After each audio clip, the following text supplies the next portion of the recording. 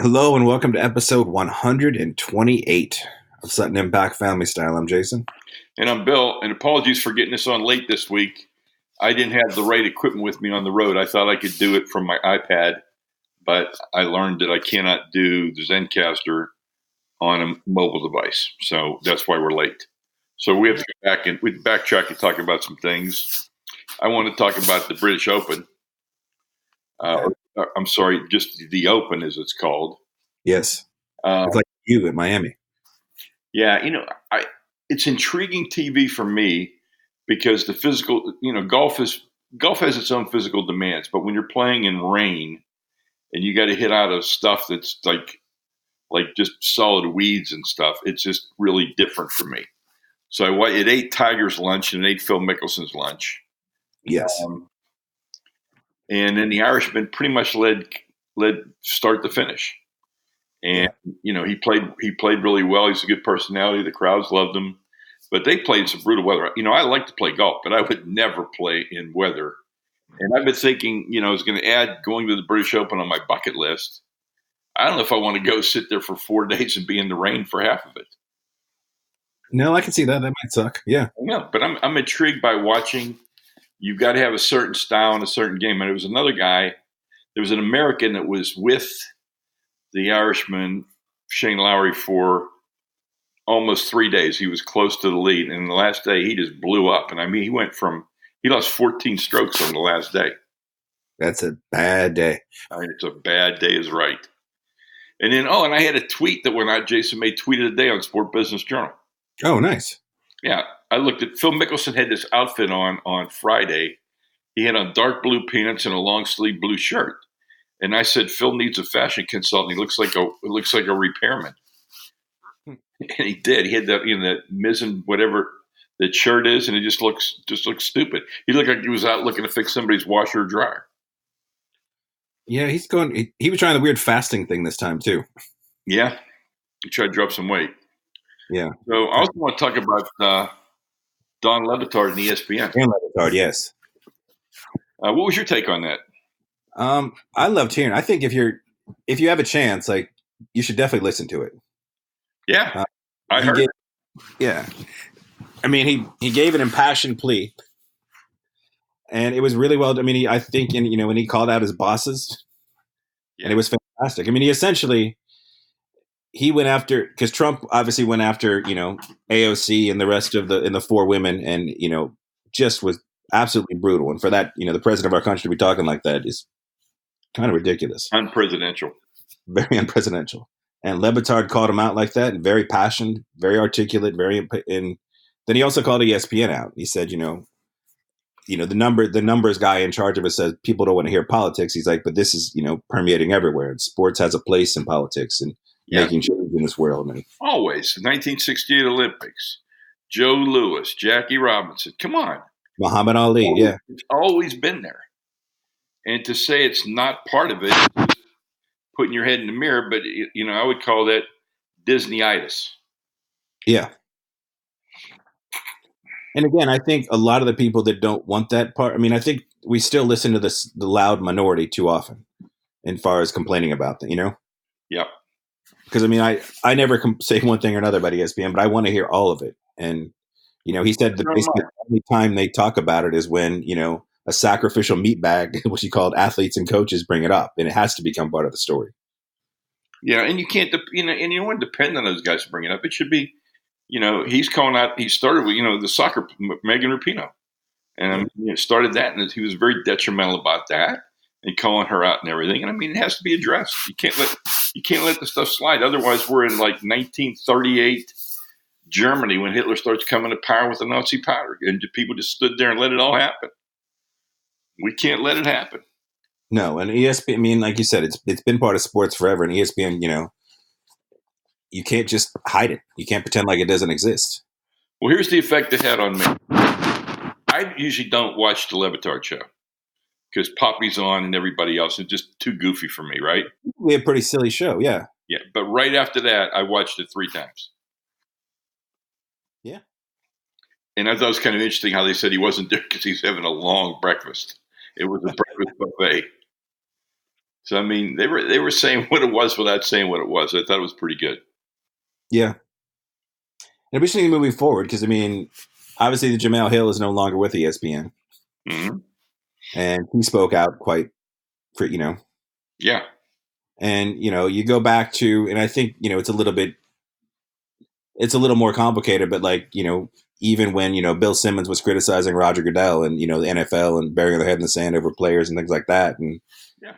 he got suspended eventually. I mean, he's, doing well, he's got his own thing, but, ESPN is owned by ABC, which is owned by Disney, and And Disney wants Disney news. Disney wants Disney news. Yeah, so we're talking about princesses and fairy tales and cartoons, and and we got a cartoon in the White House. We should be talking about that cartoon. Yeah.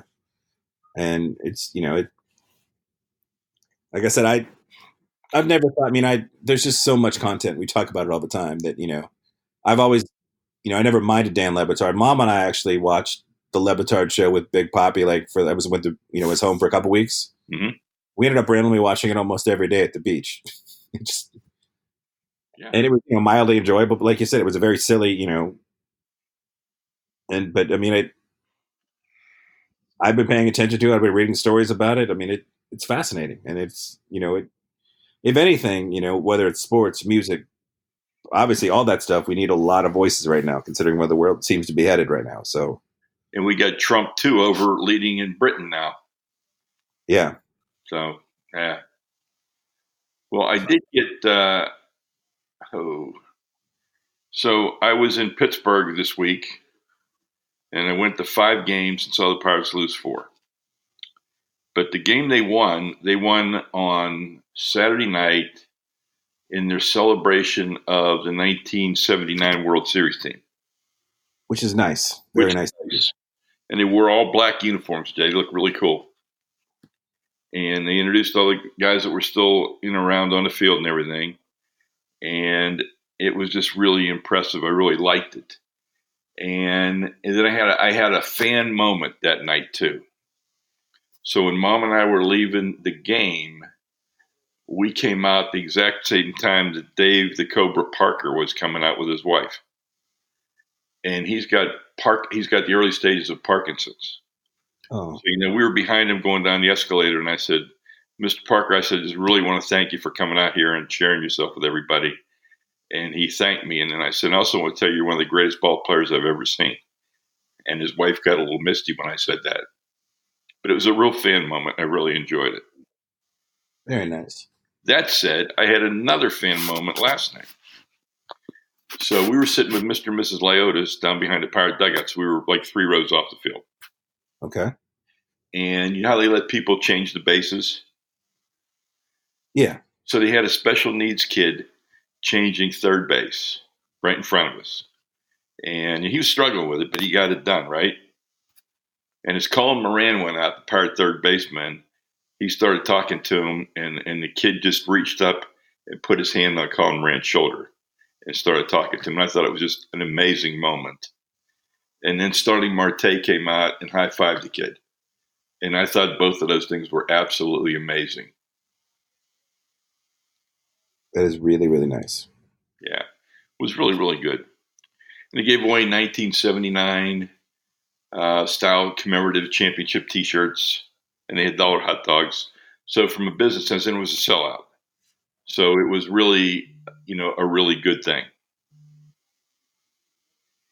I was impressed with it. Then another business moment I've noticed in baseball is the Nationals are offering free meals for kids at the games if they belong to the Junior Nationals Kids Club. So if they come to the game as a member of the Junior Nationals Kids Club, they get a hot dog, an apple or chips, and soda or water. And I think it's a nice thing to do to try and get more kids to come out and become part of the game. That's a very nice thing to do. Yeah. I was impressed with that. I think it's a good idea. I think, people are looking for value promotions and adding value whenever you can. And food seems to always be a good way to add value because it's something people might want to spend money on or usually do spend money on. So when it's done, it's just a natural kind of a thing. So I think I applaud the Nationals for that great idea. Yeah, but if you can make the going experience a little bit cheaper in any way, shape, or form right now, I think it's pretty good. You're definitely going to help yourself out. No question. And like they said, I mean, baseball seems to not be. I mean, it doesn't trend as well with the young kids as it used to. So No, maybe you got to start somewhere. And if you get, I've seen the studies done. If you don't go to a baseball game by the time you're 8 years old, you probably won't go. And if you do go by the time you're 8, you'll go 4 times more often than anybody else. So you've got to figure out how to get kids not only going but playing. yeah. It's got to be an important thing. And now for my negative take on a story. Tyreek Hill. Oh yeah. So I know what they decided. And all I'm going to say, and I want to say it on our show, and today's what, July 24th? It is the July 24th. Yes. Before January 24th, there will be another Tyreek Hill. It's who he is. It started when he was in college, and it hasn't stopped. Well, you seem to have cut out for a second. So I'll fill in the time. I'll give my Tyreek Hill thoughts till you pop back on. Um, Again, it brings up Roger Goodell and whatever he's doing, and the NFL in general with their, Tom Brady gets a couple of games for not really any evidence. He's, I hate defending Brady, but supposedly deflating a football. Mm-hmm. Ezekiel Elliott got 6 games for it seemed like the exact same thing as Tyreek Hill, and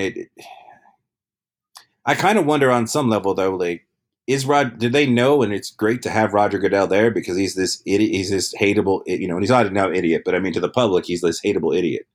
So we get just as mad at Roger Goodell and these idiot owners for supporting him as opposed to like realizing we're supporting some people that do some pretty horrible things. Yeah, pretty much. It's just crazy. I mean, am I back on, by the way? You are. Sorry. It just, it starts in college. He pushes a pregnant girl down the stairs. Yeah. I mean, it hasn't changed. I mean, he keep giving him passes because he's got a special skill set. You're only asking for whatever you get. And I realize there was no video evidence, and you can, you're speculating based on what you heard on that tape. But that tape did not sound good. No, it did not sound good. Like, I know we don't have a smoking gun on that tape, but that tape did not sound like a nice guy who cared about his son to me. I mean, I know that sounds, but given his history and everything else, that tape sounds pretty bad. Yeah. How quickly the Chiefs reacted. It's, suspended him right away. Like, they thought there was something wrong. So, for him to get nothing, it's just, I don't know. Like I said, it's going to come. So it's just going to come. Yeah.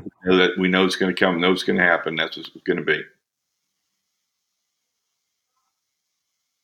Well, here's a more positive, negative story, I suppose. Okay. A few weeks ago, I saw skinny Rob Gronkowski pictures where it looked like he had just been clubbing and hanging out and not considering playing football again. And as a, Patriot hater, professed, I got excited, but apparently he's about 40% might come back. So the fact that he lost like 30 pounds is not a big deal because, he's a football player. He can put that back on and be ready to play for the Patriots again. It just made me sad. And you saw that the Patriots are favored to win it all again. And I work with the guy that runs a website called The Recline, which is also a sports website, and he is a New England person. He's always rocking Boston gear of some sort. And I told him, I was like, if I had to pick somebody today, I would pick the Patriots.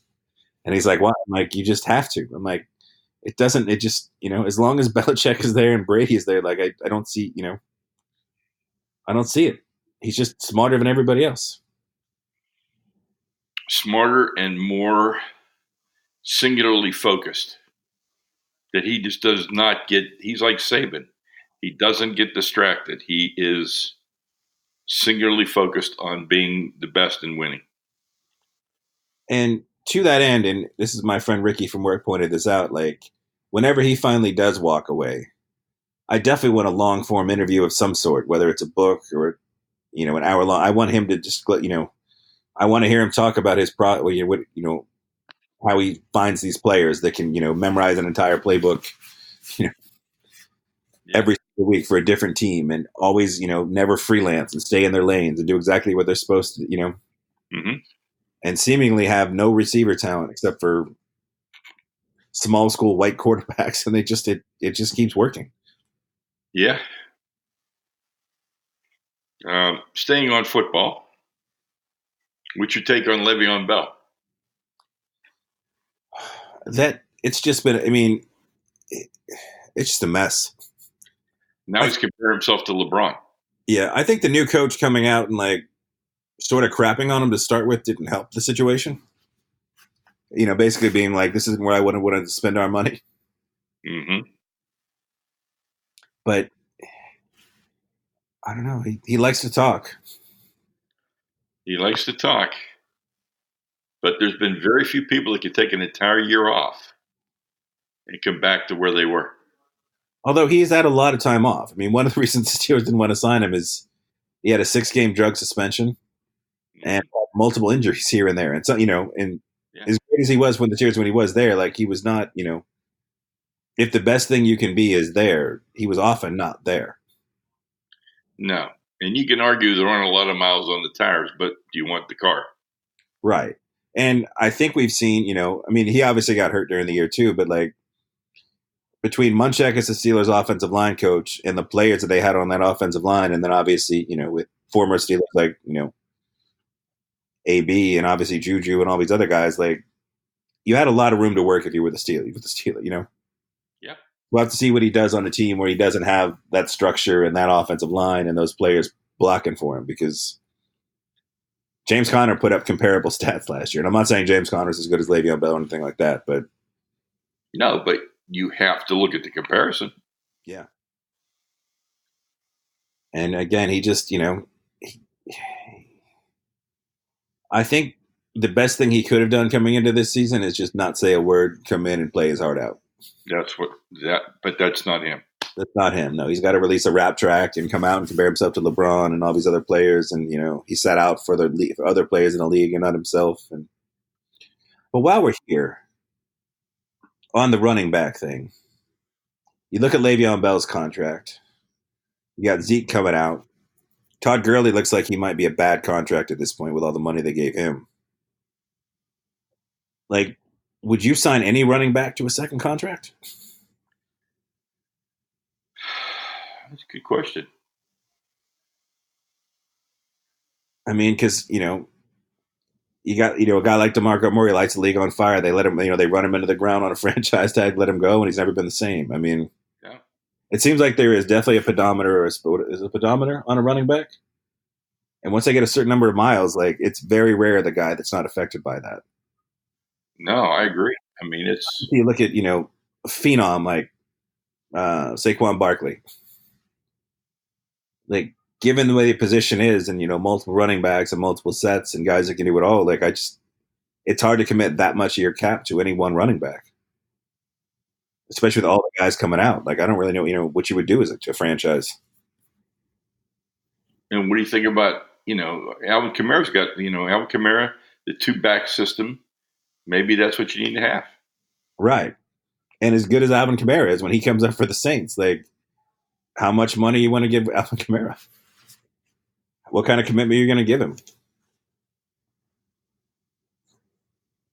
I mean, quarterback's an easy one because you got to have a quarterback and they can play forever. But everybody, some of those other positions, like it is a spit them out, use them and spit them out league. It's very sad on some level, but Yeah. I was just thinking about that today. I was like, because Gurley has got the degenerative knee condition at this point, and he's still owed like $40 million. We'll see what Le'Veon Bell does to match up to his contract. But Zeke wants a bunch of money. But if you're the Cowboys, can't you find, maybe one or two guys that can do what he does? Yeah. I mean, at a lot cheaper price. A lot cheaper price. Yeah. And they've always said that's the position that's easiest to come in and be successful at. Because a lot of it is, obviously knowing your holes and your assignments. But other than that, a lot of it's just instinct when you get in the hole. So, Yeah. Having good vision. yeah. Well, anything else you want to talk about on sports? Any NBA stuff that should be getting your attention?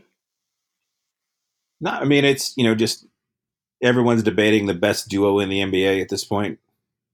Which again, I am happy that Kawhi made it a duo thing and not a trio in LA. I Yeah. think the league a lot more. I think it's a lot more exciting. I mean, I guess the one thing that sort of perked my ears up, which is kind of a small thing, but new Milwaukee Buck Kyle Korver, who's Hmm. obviously an excellent NBA shooter, he's working every day with Giannis Antetokounmpo, the Greek freak, on his shot. Well, I liked that pickup. Yeah, I like that pickup a lot. even if that pickup is a few minutes a game because he can't really, he's kind of a liability on defense. If he can help teach the Greek freak to shoot even better than the Greek freak shoots now, if he's like just a good teammate slash shooting coach, that's worth every penny you pay him and every roster spot right there. Yeah. And then just because there's varying to what you listen to, I want to give I really want to see Taco fall on an NBA team. I Well, know he shoots 40% from the free throw line, which makes him a huge liability, but he seems like such a wonderful person, and the kids seem to love him. I think he'd be, from a marketing standpoint, back to sports business, he'd be a good guy to have as your 15th man on the bench, right? I think you got. I think he's got to play. I think you got to. I think you sign him, you put him on a G League team, and you let him get used to the style of the pro game. But I think he's worth being. I think he's worth signing to a G League contract and doing that. I absolutely think that. I think even if you're a bad team, you sign him to a two-way deal, and once it looks like things aren't going well, you bring him in and let him be like a little cult hero. The 7'7" guy, let him get out there and do some stuff. Now, if you shoot 40% for every year you played in college, it's tough to imagine your free throw shooting is going to get much better. But you never know. No. Maybe you can Rick Barry it or figure something out to make it a little bit better.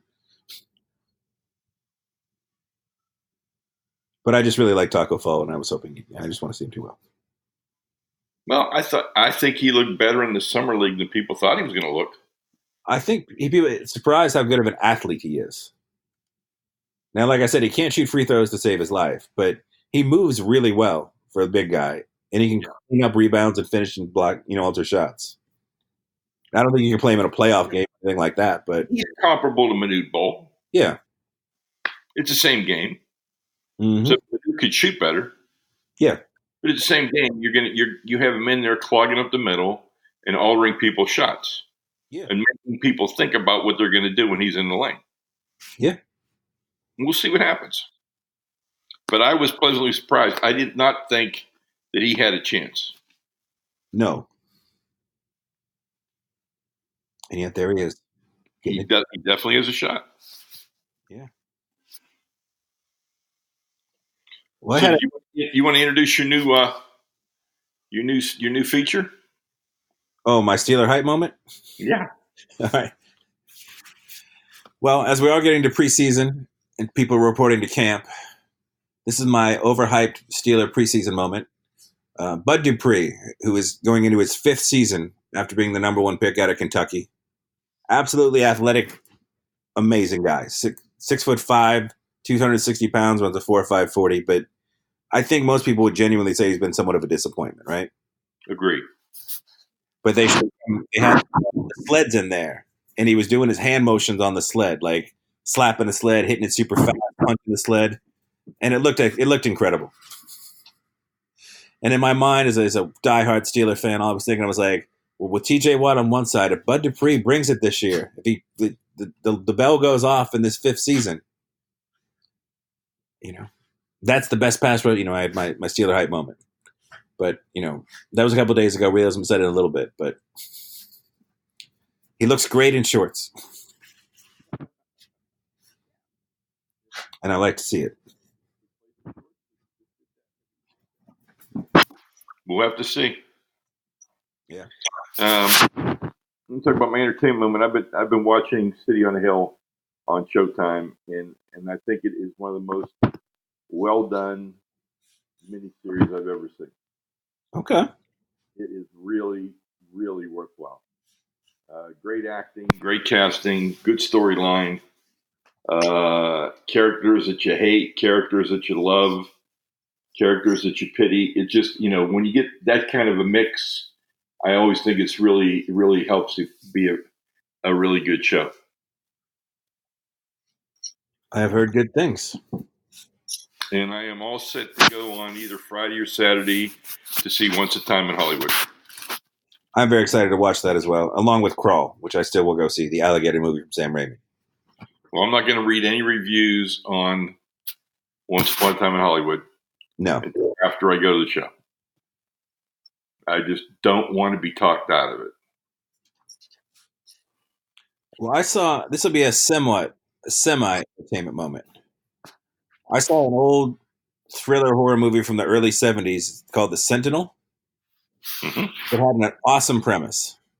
And it had a young Christopher Walken, a very young Jeff Goldblum, Burgess Meredith, Beverly D'Angelo, just a star-studded cast.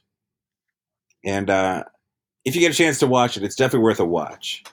I couldn't help but think when I watched it, if it was in the hands of Roman Polanski or one of those guys that did, that has a little bit more seasoning to his directing, it really could have brought the story to where it needed to go.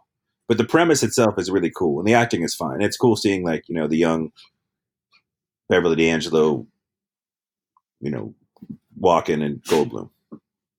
Sure. Well, I like I said, we talked about it the other day offline. That's one I'm going to have to watch. Yes. And I had a number of amazing food moments, but I was back in Pittsburgh, so that's what happens.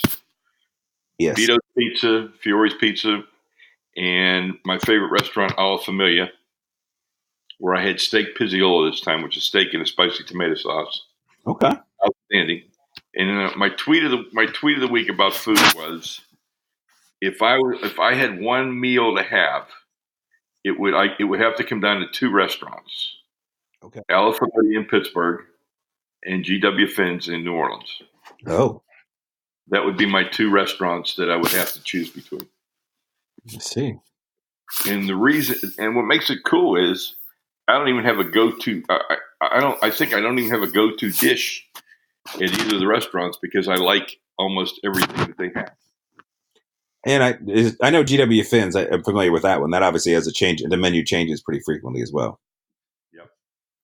Which is always, well, for some people that's fun, I don't think I really had a food moment this week, sadly, after my frozen pizza moment from the week before. But hopefully I'll get out this weekend and try something new. I'll give a quick shout out to Taqueria Corona, which is a little Mexican place down here. Service, 10 out of 10.